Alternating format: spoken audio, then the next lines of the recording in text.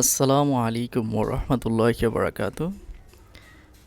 এই ভিডিওতে আমরা একটা গুরুত্বপূর্ণ phrasal use no how two এর ব্যবহার শিখব। আমাদের প্রতিযোগিতামূলক পরীক্ষাতে নো হাউ টু দিয়ে অনেক ধরনের প্রশ্ন আসতে দেখা যায়। অনেক ক্ষেত্রে নো থাকে, আবার to plus verb base form থাকে, সেইখানে হাউকে মিসিং করে দিয়েও প্রশ্ন করা হয়। তাহলে আমাদের প্রতিযোগিতামূলক পরীক্ষা যেমন অ্যাডমিশন পরীক্ষা, ব্যাংক, বিসিএস বা জবের পরীক্ষাগুলোতে নো হাউ টু এই ফ্রেজাল ইউজ থেকে বিভিন্ন ধরনের প্রশ্ন হতে পারে। তো আজকে সেই বিষয়গুলো নিয়ে আলোচনা করব এবং কখন নো হাউ টু ইউজ করতে হবে, কোথায় ইউজ করতে হবে, এর অর্থ কী, এই বিষয়গুলো নিয়েই আজকের এই ভিডিওতে আলোচনা করব। তাহলে চলুন শুরু করা যাক। নো হাউ টু এর ব্যবহার মনে রাখবেন, নো হাউ টু হলো একটা ফ্রেজাল ইউজ, মানে নো হাউ টু এটা হলো একটা ফ্রেজাল ইউজ। বাক্যে নো হাউ টু একসাথে ইউজ হয়। তাহলে সেন্টেন্সে কেউ জানে বা জানে না কোনো কিছু কিভাবে করতে হয় বা কোনো কিছু কিভাবে হয় এমন অর্থ বোঝাতে বাক্যের মাঝে নো হাউ টু প্লাস ভার্বের বেস ফর্ম হয়। তাহলে এইটার মানে নো হাউ টু এই ফ্রেজাল ইউজটার অর্থ জানাটা খুবই গুরুত্বপূর্ণ। যদি অর্থ জানেন বা অর্থ বুঝতে পারেন তাহলে এটা ইউজ করাটা সহজ হবে। এবং এই যে নো হাউ টু এরপরে কিন্তু ভার্বের বেস ফর্ম হবে। তাহলে সেন্টেন্সে কেউ জানে অথবা জানে না, মানে সেন্টেন্সটা পজিটিভও হতে পারে, মানে অ্যাফার্মেটিভ হতে পারে, আবার নেগেটিভও হতে পারে। তাহলে সেন্টেন্সে কেউ জানে অথবা জানে না কোনো কিছু কিভাবে করতে হয় বা কোনো কিছু কিভাবে হয় এমন অর্থ বোঝাতে বা এমন অর্থে বাক্যের মাঝে নো হাউ টু প্লাস ভার্বের বেস ফর্ম হয়। তার মানে বাক্যের মাঝে নো হাউ টু ইউজ হবে এবং হাউ টু এর পরে অবশ্যই ভার্বের বেস ফর্ম হবে। তাহলে চলুন উদাহরণের মাধ্যমে ক্লিয়ার করা যাক। যেমন the man knows how to repair the engine. এখানে খেয়াল করুন, দ্য ম্যান লোকটি knows how to repair the engine. এখানে খেয়াল করুন নোস হাউ টু আছে এবং এই টু এর পরে ভার্বের বেস ফর্ম রিপেয়ার হয়েছে। তাহলে আমরা বলেছি যে নোস হাউ টু বা নো হাউ টু এরপরে অবশ্যই কী বসবে, ভার্বের বেস ফর্ম বা বি ওয়ান ফর্ম বসবে। তাহলে the man knows how to repair the engine, যে লোকটি জানে হাউ টু রিপেয়ার কীভাবে ইঞ্জিন রিপেয়ার করতে হয় বা ইঞ্জিন কীভাবে ইঞ্জিন ঠিক করতে হয়। তাহলে এখানে হাউ টু রিপেয়ার অর্থ হচ্ছে কোনো কিছু কীভাবে করতে হয়। তাহলে হাউ টু রিপেয়ার অথবা no how to repair the engine মানে হচ্ছে যে লোকটি জানে কীভাবে ইঞ্জিনটা ঠিক করতে হয়। তাহলে আমরা প্রথমেই বলেছিলাম যে no how two plus verb base form এর হয় এবং এর অর্থ হয় কেউ জানে অথবা জানে না কোনো কিছু কীভাবে করতে হয়। তাহলে the man knows how to repair the engine, যে লোকটি জানে কীভাবে ইঞ্জিন মেরামত করতে হয় বা ইঞ্জিন ঠিক করতে হয়। দ্বিতীয় উদাহরণ, দ্য গার্ল নি হাউ টু ইউজ ইন্টারনেট, যে দ্য গার্ল এটা হচ্ছে সাবজেক্ট, নি এটা নো এর পাস্ট ফর্ম নি, হাউ টু আমরা বলেছিলাম নো বা নি এরপরে হাউ টু হবে এবং হাউ টু এর পরে ভার্বের বেস ফর্ম হবে। তাহলে নি হাউ টু এরপরে ভার্ব বেস ফর্ম ইউজ হয়েছে। তাহলে দ্য গার্ল মেয়েটি নি হাউ টু ইউজ ইন্টারনেট, যে মেয়েটি জানতো যে কীভাবে ইন্টারনেট ব্যবহার করতে হয় বা কীভাবে ইন্টারনেট ইউজ করতে হয়। তাহলে নি হাউ টু এর অর্থ হচ্ছে কীভাবে কোনো কিছু করতে হয়, আর নি হাউ টু ইউজ অর্থ হচ্ছে কীভাবে ব্যবহার করতে হয়, জানতো কীভাবে ব্যবহার করতে হয়। ইন্টারনেট মানে ইন্টারনেট। দ্য গার্ল নি how to use the internet, যে মেয়েটি জানতো কীভাবে ইন্টারনেট ব্যবহার করতে হয়। আরেকটা উদাহরণ, a good student must know how to study effectively. এখানে আ গুড স্টুডেন্ট এটা হচ্ছে সাবজেক্ট, মাস্ট এটা হচ্ছে modal verb, no how two এটা হচ্ছে ফ্রেজাল ইউজ, স্টাডি এটা হচ্ছে ভার্ব বেস ফর্ম, নো এটা হচ্ছে মেইন ভার্ব, হাউ টু এখানে হাউ টু এর হাউটা সবসময় অ্যাডভার্ব, টু স্টাডি এটা এইটুকু হচ্ছে ইনফিনিটিভ, মানে to plus verb base form মিলে হয় ইনফিনিটিভ, আর স্টাডি এটা শুধু ভার্ব বেস ফর্ম। তাহলে আ গুড স্টুডেন্ট একজন ভালো ছাত্র মাস্ট নো অবশ্যই জানে কি জানে হাউ টু স্টাডি এফেক্টিভলি কীভাবে কার্যকরীভাবে পড়াশোনা করতে হয় যে একজন ভালো ছাত্র অবশ্যই জানে কীভাবে কার্যকরীভাবে পড়াশোনা করতে হয় তাহলে নো হাউ টু স্টাডি এর অর্থ হচ্ছে জানে কীভাবে কার্যকরীভাবে পড়াশোনা করতে হয়। এখন প্রিভিয়াস ইয়ারের কোয়েশন দেখা যাক।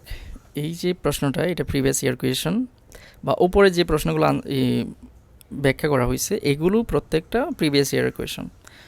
তাহলে প্রিভিয়াস ইয়ারের কোয়েশনটা এভাবে ছিল যে হি নোস সে জানে, তারপরে ডট ডট দিয়ে হাউ ডট ডট দিয়ে ছিল to repair a carburettor or a engine without taking the whole car apart, মানে এরকম ছিল যে এখানে নো এবং টু এর মাঝে ডট ডট দেওয়া ছিল। তাহলে এখানে কি বসবে? তাহলে আমরা কি পড়েছি যে no how two plus verb base form হয়, নো হাউ টু প্লাস ভার্বের বেস ফ্রম, এটা হচ্ছে ফ্রেজাল ইউজ। তাহলে এখানে নো আছে, আবার গ্যাপের পরে টু প্লাস ভার্বের বেস ফ্রম আছে, তারপরে নো বা নোস আছে, আবার গ্যাপের পরে টু প্লাস ভার্বের বেস ফ্রম আছে। তার মানে এখানে মিসিংটা কি? মিসিং হচ্ছে হাউ। যদিও ওইখানে যে অপশন করা ছিল ওইখানে দো দেওয়া ছিল, অল দো দেওয়া ছিল, ইফ দেওয়া ছিল, হাউ দেওয়া ছিল। তাহলে যদি এই যে নো হাউ টু এই ফ্রেজাল ইউজটা যদি না জানা থাকে তাহলে কিন্তু এগুলো আনসার করা যাবে না।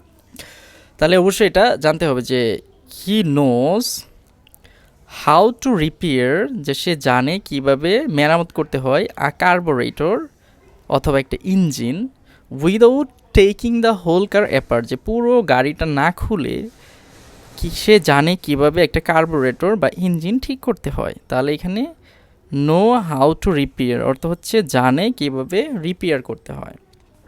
নেগেটিভ দিয়ে দেখা যাক যে হি ডাজন্ট নো, যে সে জানে না how to read the watch, যে কিভাবে সময় দেখতে হয় বা কিভাবে সময় চিনতে হয় বা কিভাবে সময় বলতে হয়।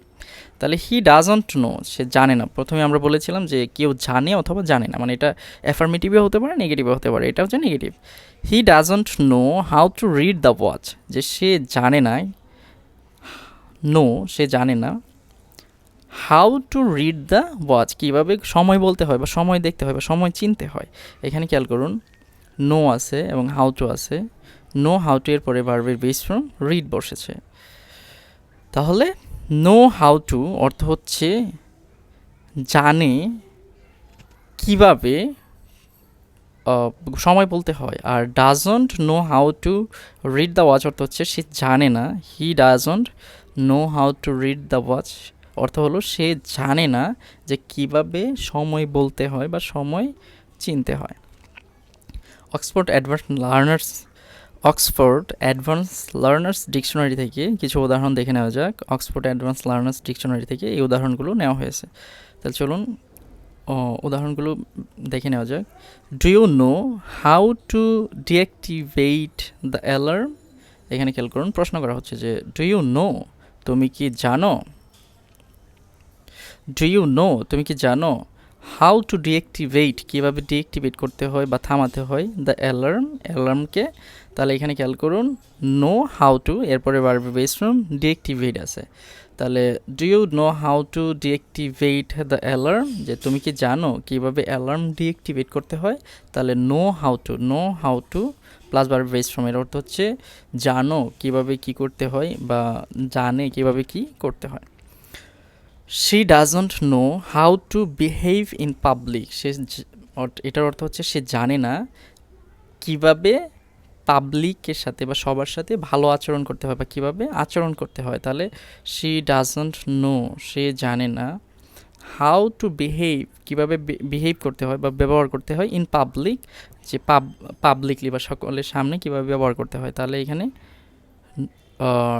Doesn't know how two behave অর্থ হচ্ছে সে জানে না কিভাবে ব্যবহার করতে হয় বা বিহেভ করতে হয়।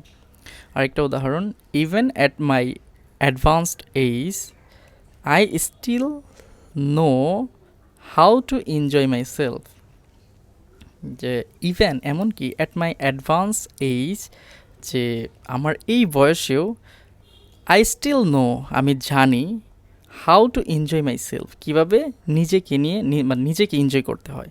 তাহলে এখানে নো হাউ টু এনজয় অর্থ হচ্ছে জানে কিভাবে এনজয় করতে হয় মাইসেলফ নিজেকে নিয়ে, মানে কীভাবে নিজেকে নিয়ে এনজয় করতে হয়। He knew how to add and subtract.